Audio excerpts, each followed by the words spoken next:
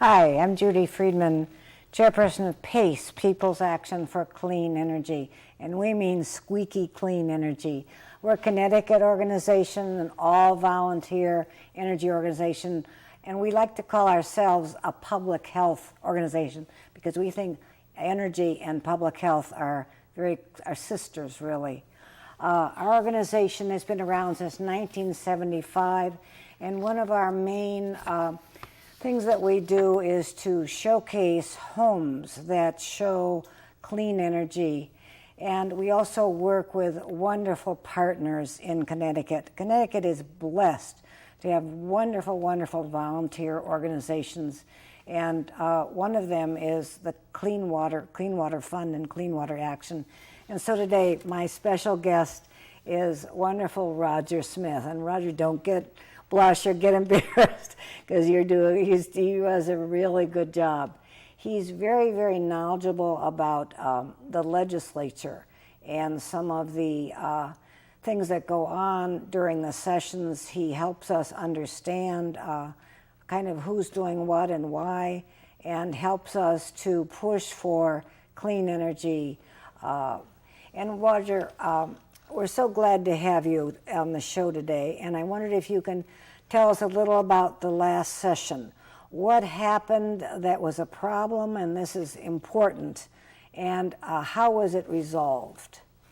Well, thanks, Judi. So last legislative session, I think, was a bit of a mixed bag on energy, that some good things happened, and then some really not very positive things happened as well. So maybe to start on the positive side and the upside. Good. There's some actually really good policy changes. So, like what? So one of the main things is that for years, Connecticut's talked a good game about energy efficiency and how it's really our primary energy resource and the thing we ought to be doing more of, but never actually backed it up by expanding our energy efficiency programs.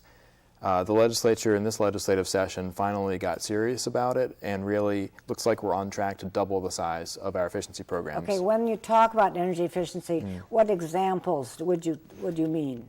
I mean, we've got programs in Connecticut for all different types of customers, everything from things that you and I could use on our own homes.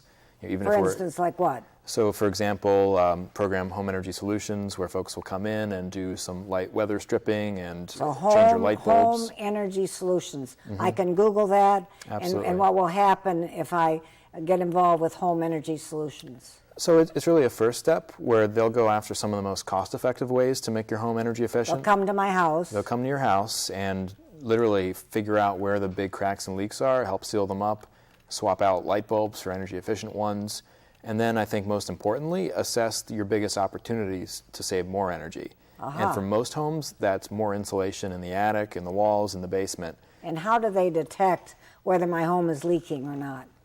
They actually, as part of the service, they bring in a fan called a blower door, put it in the front or the back door of your house, and use that to pull air all through the home. And by doing that, they can exaggerate all the normal cracks and leaks and really figure out, where the places are to start.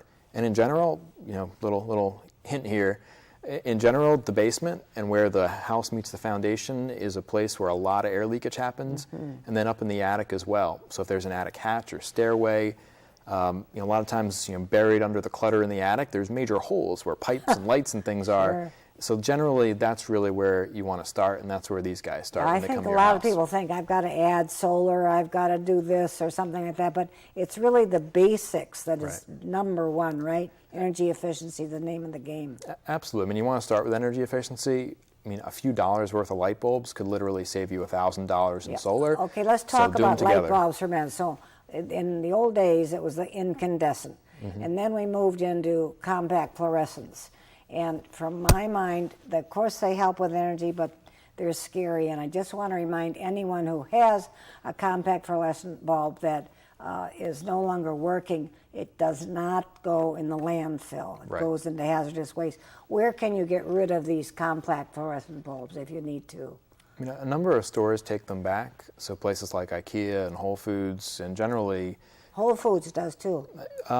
Well, yeah, I mean, check on your local store because it varies. But I would ask stores where you buy it if they'll take it back. Like Home Depot does. Ask your local hardware store if they do as well. So definitely very important not to put it in the trash. But I think you're getting after, there's new technologies too, like LEDs, Okay, light emitting diodes, a new kind of light that's very, very exciting. Why is it so exciting? Well, I think the real beauty of LEDs is that they're much more flexible than other technologies. So for example, they work well in dimmers, and you can really ramp the light levels up and down. They come in a lot of different color temperatures. So if you want a little warmer light or a little cooler light, they can do that. 2700, I think, is the warmer light. So you want to use the number, the low, and then as it gets a higher number, it's a cooler light. So if you like a warm light, go for the 2700 or around there, right? Absolutely, Yeah. absolutely. And there's different size ones, so some of them are very compact and can go where halogens used to go. Other ones are big, goes into where a floodlight might be. Sure. I mean, there's all different types and shapes, and it's the innovation there. I mean, this is where it's happening for lighting. And there's even ones that you can control with your cell phone and change the color of it. I mean, so it really gets crazy. Yeah. Oh my! You can get an app for your cell phone or something. Exactly, and you could change all your lighting in the house to blue over in a second if you wanted to. Oh my heavenly days! That's so fun. I like the LEDs too because some of them look like ice cream cones. They are a very pleasing shape. It's not the curly thing. It's more kind of rounded shape, and so it works with lamps better, really, too. Yeah, it comes in all different shapes, really. And if everyone just changed their light bulbs, it would be what I would call a clean energy revolution, bloodless. It's a good place to start. It's where the paybacks are, but it's not where you want to end. So you do want to do the big stuff too. Yeah. Okay, and then what, Roger? So we got residential programs like that. Then there's commercial programs. So if folks have a house of worship or go to a school or a government building, I mean, there's great incentives for all these buildings to upgrade their lighting and their equipment. Would they go to Home Energy Solutions to do that? No. Where The commercial would they go? programs are totally different, but I think the one-stop shop for Connecticut is Energize Connecticut. So, Energize Connecticut. So EnergizeCT.com is the website. EnergizeCT.com, okay. Right. And what will happen if I go to EnergizeCT.com? Well, it's going to ask you if you're a resident or if you're a business or a nonprofit, and then based on what you click, it'll show you the type of programs that are available. And the programs include incentives, meaning discounts, also financing help. So if you have trouble affording the rest of the item, they can guide you on that. And even gets into renewables, things like solar power or geothermal. So all that's on there. It's really the state's collection of all of its energy programs. PACE is primarily interested in residential. That's kind of our focus. So if we do the energy audit and we insulate and we change light bulbs and all these things, what would be the next step that you would advise people to do? Well, I think in Connecticut, if you look at where our energy use goes, overwhelmingly it's for heating and cooling our homes. Yes. So where I'd personally be looking is take a big crack at that. So the first step is to seal up cracks and leaks. Second step is to then insulate. And then after that, if you're, let's say, heating with oil these days, I'd consider looking into alternatives. Ductless heat pumps are great technology. Okay, let's stop for a minute. This is, to me, the big, exciting news as far as technology goes. And that is the heat pump idea. And people say, heat pump, what's a heat pump? What if I have oil? What do I do if I have oil and I want to lower my oil bill? What is a heat pump? Is it like a heater? Is it like a fan? What is it like? It's kind of like a refrigerator combined with a heater. So not to go into technically how it works, but instead of using electricity to directly heat a space, which is very inefficient, it actually uses electricity to steal heat from one place and move it to another. You steal heat from one place and move it to another. Right. So like an air conditioner does the same thing, right? It takes heat out of the room you're sitting in and dumps it outside. So heat pump is essentially a very efficient way to do that. And so the beauty of it is that they can provide heating by taking heat out of the outside air, even in the winter. Wow. And then in the summer, they can take heat out of the space that you're in and put it outside. Wonderful. And the beauty of it is that compared to cost, it's much cheaper than just regular electric resistance heat. It's less than third the cost of that. It's much cheaper than oil heat, and it's even competitive with natural gas. Wonderful. So if you've got, let's say, a big ranch home, you can put in a unit like this and literally heat and cool probably most of the downstairs. If you have a small or big or medium-sized ranch home and you're on oil heat, you can put in a unit like this. Its source is the air, not water in the ground, not oil, not natural gas, right? Right. And I mean, it's electrically powered, but it's essentially taking heat out of the outside air and bringing it inside, or vice versa. And that could literally, really heat and cool the downstairs effectively. You might still use window air conditioners upstairs, but this could take a big chunk out of that oil bill. And I think that this technology has been used in Japan and Europe for a long time. We're a little slow on the uptake on this one. Is that right? I'd say we're just getting started, but it's really taking off. And I've been thrilled to see a number of homes, including yours, that have taken advantage of this technology. Yeah, we're very excited about it. We just put in a heat pump, and the type of heat and the type of cooling has been so gentle and almost sweet. It's just been marvelous. Okay, now, to me, there's also a happy marriage that can go on here with the heat pump using electricity, but very efficiently. Having solar electric also is kind of the win-win-win-win-win, right? Absolutely. So after you've done the little stuff and now your energy use is under control, combine a heat pump and solar, and you can literally lock in your electricity and your fuel costs for the lifetime of those systems, which could easily be 15 years or so. So in the last legislature session, the energy efficiency program was something that they improved. What Absolutely. else So what that good? means is that means more people can get these energy assessments, more people can get these rebates, more people can use the financing, more businesses can do it too. Yay. So I think we're moving from an era of rationing, where people get turned away each year, to an era where, as more of us learn about these technologies, we actually will have the means to do them. Wonderful. For me, that's exciting. Wonderful.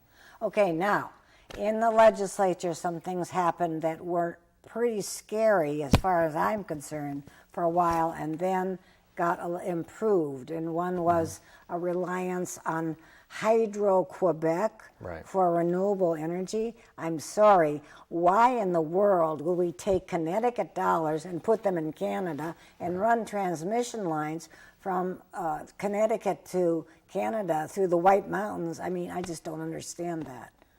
Yeah. From my perspective, it's very cynical. So it's a way that the governor and administration can claim to be meeting our renewable energy targets without really doing much of anything. So, the laws that have been on the books from the Rowland and Rell administrations were, we got to get to 20% clean electricity by the year 2020. And that can be in Connecticut, and it can be on the New England grid, which is, our region. So this would have made a pretty dramatic change in that, in allowing a portion of that to come from Eastern Canada. And some of the issues with that are, one, it's getting less and less local, so the air quality benefits are getting more tenuous. These aren't replacing local power plants; they're very far away from here. And you lose energy in transmission. And right? absolutely, you do lose some energy in transmission. And on top of that, some of these facilities are existing, so it's not as if there's any additional environmental benefit to it. You're essentially just counting something that's already happened, that's been subsidized by the Canadian government, that's destroyed a lot of land in Canada and flooded it, and doing that instead of building more wind and more solar here locally. So that was really the bone of our contention with it, that we thought it was just really cynical. It's just a way to pretend to do something without actually doing anything. Good for you. And unfortunately, it was a really hard fight at the Capitol and played out over a period of months. And at the end of the day, we ended up not with what we wanted, but at least there's no guarantee that we're going to be getting power from Canada. And it's only if there's a shortage and we can't get enough clean energy regionally that then, the administration has the ability to begin to bring it in. And why wouldn't we get clean energy here? Because the sun shines on Connecticut, and it's just a great source. It's free. It's here. and I think one of the best parts of that, so in that same energy bill that did some questionable things with Canada, there was also a positive provision that really everyone supported. There was really no opposition. And that was the idea that we want to build more renewable energy projects, so let's sign a contract with them. So the idea is long-term stability. And the state actually went out and did that earlier this summer and came back with a couple very aggressive projects. Wonderful. And these projects are literally coming in at somewhere around 8 cents a kilowatt hour. Wow. And to put that in perspective, there's no natural gas power plant, like a new plant you could build that would give you power for the next 15 years at 8 cents a kilowatt hour. Wow. Wow. So very competitive. Okay, so the next session is coming up. What do we need to do? Well, it's a little unclear right now. Okay. Because truthfully, we passed a lot of energy laws. I'm not sure we really need more. We got to implement them first. Implement, okay. And we'll work with you. Clean Water Action, Clean Water Fund, PACE. Please keep in touch with us as the legislation energy session draws nearer. Let's keep an eye on our legislators and work with them, talk to them. Roger, one other thing you've done I want to be sure to mention that I think is fascinating is you have not only worked in Connecticut, but you have also taken your message to Japan, where Fukushima is an ongoing and very, very dangerous. It is not over at all. There's still leaking into the Pacific, and we have fuel rods, that if they're exposed to air and there's another earthquake, heaven help us all. And you have done a wonderful thing by going to Japan and working with towns and helping them be greener. Is that right? Somewhat. I mean, I think I'm learning from them more than I'm giving to them. Good. In what way? Well, I think that a lot of towns in northeastern Japan where the tsunami hit are using that as an opportunity to really rethink themselves and rebuild more sustainably. So instead of putting people back in harm's way along the coastline, they're moving residents to higher ground and putting businesses back along the coast, coming up with electric transport on demand to connect the two. Putting in, so these new homes that I mentioned, they're super energy efficient. They've got solar built in. They've got battery backup systems. You know, they're thinking about resilience not just as having a shelter at the high school, but having each neighborhood, having homes that can stay up and running even when the grid goes down, having electric vehicles that even if you lose your gas supplies because the roads are closed, you can't get gasoline, you can plug into the house and get the solar power. Wow. So they're thinking very holistically, and I think there's a lot of lessons we can learn after Hurricane Sandy from them, quite honestly. Well, that's an excellent point because we are very, Joel Gordis, whom we admire very much, has such a good word for it. He calls it brittle power. We're very vulnerable. With macro grids, we need to be much more careful about if we have an earthquake, or terrorism is another thing we need to think about.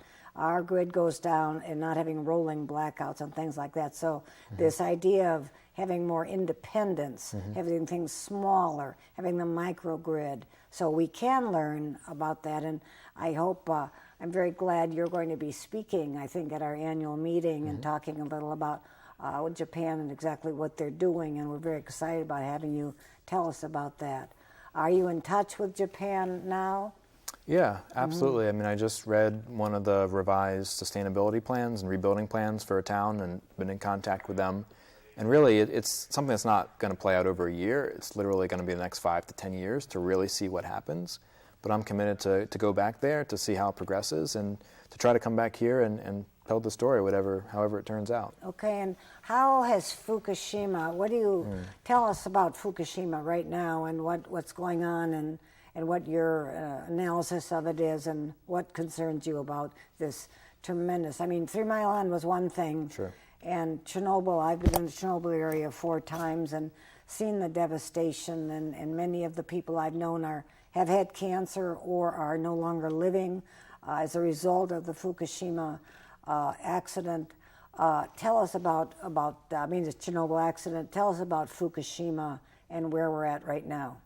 So most of the towns that I visited in Japan weren't right there. I think the closest I got was about 35 miles to the ruined reactors. In Japan, like in Chernobyl, they've got exclusion zones, so there's areas where people aren't allowed to live anymore. So if there's a nuclear accident, right, as there was in Ukraine, right, and now in Japan, you'd have to get out of your home, out of your neighborhood, out of your area, and never go back. Yeah, initially they just drew a circle around the power plant, said anyone within this number of kilometers has to go. And then in the last year or so, they refined that to look at where the radiation traveled, which means that there's people who are literally live nowhere near that power plant who are now being forced out of their communities. And some of the surrounding towns that are slightly less polluted are still there, so they're surrounded by ghost towns. So you've got a lot of people in temporary housing with really no prospects of ever returning home. You've got some folks in towns that really, there's no livelihood for a town that's surrounded by ghosts, so they can't sell that house and there's no real work for them. So I think it sends a pretty stark message as to what could happen. And that's why a lot of these towns that I'm talking with, they want to have a future where they're not relying on nuclear power at all. They see where that got them and they don't want that. They don't want to be on fossil fuels either. They want to have energy self-sufficiency and they want to be part of a clean energy future. And despite overwhelming obstacles, they're fighting for it. But I think in terms of the power plant itself, it's not under control yet, unfortunately. I mean, they literally had meltdowns at multiple reactors there, meaning that the radioactive fuel is no longer sitting contained where it should be. And then they've got all this fuel sitting in spent fuel pools where they've got to constantly keep water in there, or you could have a massive radioactive disaster. So it's likely it's going to be a long-term project to contain that site. And unfortunately, right now they have a lot of problems with groundwater moving right through the power plant and then into the Pacific Ocean. So there's continued releases of radiation, and what that means for some of these towns that I met with is that their fishing fleets can no longer go out fishing. Oh. They now go out and they catch fish and they sell it to the government to test for radiation. I mean, that's not a viable business. So some of them have left and gone to other parts of Japan, but really, I mean, they've got to get that under control for the whole region to really have a future. I think that there's a petition going around that wants more than TEPCO, more than Japan to deal with this issue, that this is really a global problem. So we are one planet, and we're connected by air and water, and those ocean waters go all over, and we're all one people, and we need to help each other. So I think it's nukefree.org is where the petition is, if anyone wants to sign that and try to get the rest of some experts from other places in on this unsolved problem. Yeah. So it's very important, and I commend you, Roger, for going to Japan and working with these people. I think it brings them hope, and of course gives us hope too. Right now, Japan has, I think, no nuclear plants operating. Is that correct? That's correct. So how are they getting their energy? I mean, that must be, is it affecting their daily lives? Yeah, I mean, I lived in Japan a decade ago, and then I started work here. So when I went back this year, I saw, walking into a business, every light was LED. Overnight, they swapped it out. And we could do that. We could do that. We could do that. Right. Swap every light overnight. Right. So they did that. You walk anywhere. There's conservation propaganda everywhere. On the train, it says, we're conserving energy. We're dimming the lights. The escalators are turned off if people aren't using them. I mean, overnight, they had to do a massive conservation campaign just to keep the country up and running. Wonderful. We should close our escalators and make people walk up and down the stairs. I mean, they go to fitness class. Right, free fitness. Free fitness in the department store. Wow. Yeah, so they did that, turn up the temperatures in businesses. Normally in the summer it's freezing inside in Japan, so they have a Cool Biz campaign where people are encouraged just to wear their shirts and not the jackets too. So from little things to big stuff, like they're looking to do a lot more with distributed generation, like fuel cells and combined heat and power, where they're producing energy on site instead of running it through a centralized system. So it's really a combination of that is keeping them up and running. And in the future, they're making massive changes to try to bring wind and solar and other renewables to make a much bigger part of their energy mix. Wonderful. Connecticut is not really a wind-loving state, except in some places. Is that true? Well, we may love wind, but wind may not love us. We've got a lot of trees in the way, and that slows it down. So there's not a lot of potential. There is some, but there's not a lot of wind potential here. We've had some problems with getting wind projects through, which seems to me to be strange because it's another free source where it works in the appropriate place. This seems like a good idea. What are the problems with wind? How is that being held up by people in Connecticut? So 2 years ago, the legislature passed a law requiring new siting regulations for wind to be put in place before any more wind turbines could be built. And the idea behind it was that wind is a unique technology and has issues around natural resource impacts and view and sound and things like that. So they wanted to have very specific regulations. So the Siting Council came back last year with the very specific regulations. And it's been, practically a year now, and they've kept getting rejected. So Connecticut has a de facto ban on wind power, which is the only one I'm aware of in the entire United States. Oh, my heavens. Oh, the only state in the whole country that has a de facto ban on wind power. That's correct. So you can't cite large wind in Connecticut. So what do we do about it? Who do I write? What do I do about that to try to change that idea? So I'd say if folks only want to make one or two calls, talk to your own state senator and your own state representative and tell them that you're disappointed that the Regulation Review Committee of the legislature has yet to approve these wind siting regulations, and we've got to do that or we're not going to have any wind. And when we sign these contracts, it's going to be with guys in Maine instead of folks close to home. Right. So that would be the things I can do or I would recommend doing is talk to your legislator and have them start asking some questions. If you want to do more, check out the legislature's website and look for the Regulation Review Committee. It looks like the next vote on these could be as early as October 22nd. So we need people to weigh in and really say, don't obstruct wind in Connecticut. Like, we should have siting regulations for them. We should have the ability for good projects to get built. And frankly, from my perspective, the regulations they put out deal with everything you could think of. So, environmentally, it would be sound, and each project would be subject to really stringent scrutiny. Sure. And that's what we need to do. Wind is wonderful. I've been in Denmark and seen those big white turbines out in the ocean right off Copenhagen going around, and 8 stories high, and it's just a lovely noise. So wind is free. Solar is free. Energy efficiency is #1. Right. That's the way to go. And Roger Smith of Clean Water Action and Clean Water Fund is doing a great job on these, on working with PACE. And it's just a joy to have you on the program. And we commend you and hope you'll keep eating your Wheaties, taking your vitamins, and keeping going with your wonderful volunteers and crews that you have on your Neighbor to Neighbor project and other projects. You're just a great member of the community, and we congratulate you a great deal. And we hope that things will improve in the next legislature, and everyone should think about supporting their senator and representatives when they support clean energy and energy efficiency. Definitely. Because it's not only good to criticize, but it's very important to praise. Absolutely. And that makes a huge difference. And people forget about praising the legislators who make such a difference. But groups, joining groups, and churches and school children and everyone getting together and pushing for clean energy. Here comes the sun is here, and so is the wind, and it's all free. And so we really thank you for all your good work and for all the groups in Connecticut that work on clean, squeaky clean, healthy, green energy. So thank you so much. And thank you, Judy, for everything that you do with PACE. Thank you. It's wonderful working with you. It's fun, and we're all volunteers, so please look at our website, www.pace-cleanenergy.org. And we love volunteers, and we're very, very friendly. I can vouch for that. So thank you so much, Roger. Great, thank you.